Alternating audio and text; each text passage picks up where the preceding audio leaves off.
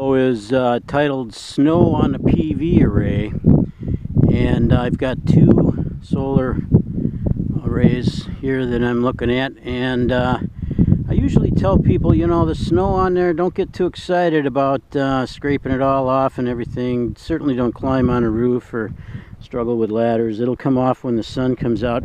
There are people that are more diligent, and I wish I was one of them yesterday.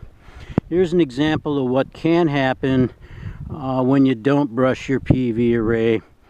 You're still going to get production on semi-cloudy days, and of course, or semi-sunny and cloudy days. Of course, not as much as you would during bright sun. But yesterday was so overcast, I didn't think it was necessary. And then the sun came out for just a little bit at the end of the day, and you can see how the snow, as the module is heated in the sun, even through the snow, slid.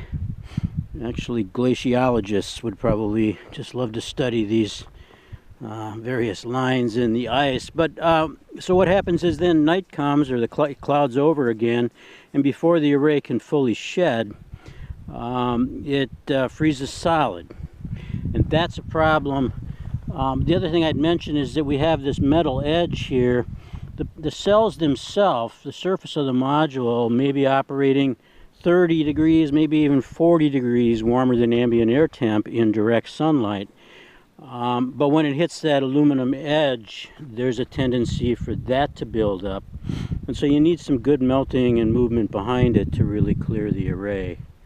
This array at about 47 degrees latitude north, is at 60 degrees elevation angle, and it does a fairly good job of shedding snow in that regard.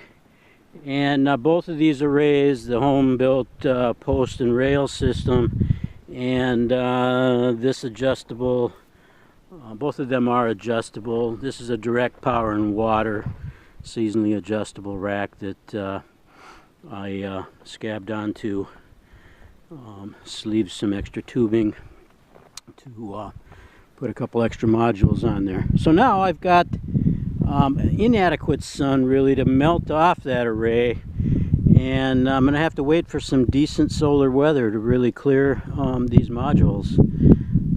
You know, you get into a cloudy period where you'd be hoping to at least have some input coming from the array, and you're kind of screwed until you can get enough heat on there, or you know, you can do a lot of scraping with automotive style plastic scrapers, but certainly not on your roof or on the higher tiers of that array back there. So good to keep it clear, good to have it close to a driveway or pathway so that it's easy to clear, etc.